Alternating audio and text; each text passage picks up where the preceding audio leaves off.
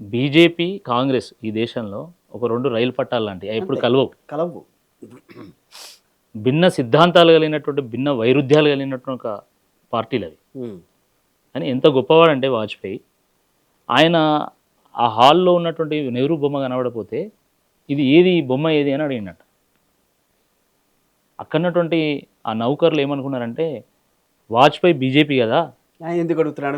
నెహ్రూ బొమ్మ కనబడితే బాగుండదు, బాగుండదు. కాబట్టి ఈ నెహ్రూ బొమ్మ తీసేయాలని అనుకున్నారు.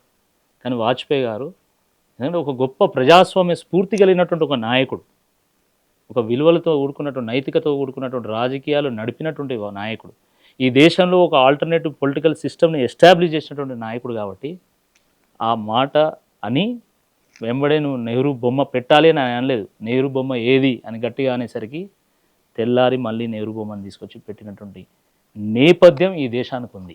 రైట్. అటువంటి ఈ దేశంలో ఇన్ని అద్భుతమైనటువంటి పథకాలను ఆవిష్కరించి కళ్యాణ్ లక్ష్మి కూడా. వాటిని అమలు చేసినటువంటి నాయకుడిని పట్టుకొని నువ్వు కసాయి అంటావు, కసబ అంటావు.